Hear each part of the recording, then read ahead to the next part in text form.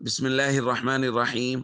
عن الحسن بن علي رضي الله تعالى عنه قال قال رسول الله صلى الله تعالى عليه وسلم: دع ما يريبك إلى ما لا يريبك فإن الصدق طمأنينة وإن الكذب ريبة. رواہ الترمذی۔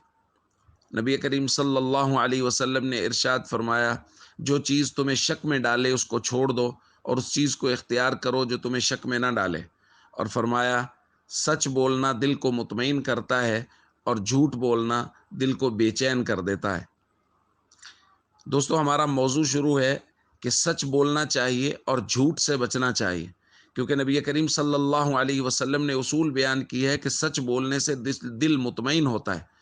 دوستو، بسا اوقات ایسا ہوتا ہے کہ انسان کو سچ بولنے کی قیمت چکانی پڑتی ہے، سچ بولنے کی وجہ سے اس کا کوئی بڑا نقصان ہو رہا ہوتا ہے، اس کے باوجود انسان جب سچ بولتا ہے تو اس کی وجہ سے اس کا دل بہت مطمئن ہے، گو کہ نقصان میں جا رہا ہوتا ہے، لیکن اس کا دل مطمئن ہوتا ہے کہ میں نے جو کیا ہے، میں نے جو بولا ہے وہ سچ ہے۔ اور بسا اوقات جھوٹ بول کے انسان کو کوئی فائدہ حاصل ہو رہا ہوتا ہے، لیکن اس کے باوجود جب وہ جھوٹ بول دیتا ہے تو اس کا دل بے چین رہتا ہے، افسردہ رہتا ہے، غمگین رہتا ہے کہ میں نے یہ غلط کیا ہے، کیونکہ یہ نبی پاک صلی اللہ علیہ وسلم کا بیان کردہ اصول ہے کہ سچ بولیں گے تو دل مطمئن رہے گا، جھوٹ بولیں گے تو دل غمگین رہے گا، افسردہ رہے گا۔ اس لیے کوئی نقصان بھی اٹھانا پڑے تو نقصان اٹھائیں، لیکن جھوٹ مت بولیں، ہمیشہ سچ بولیں۔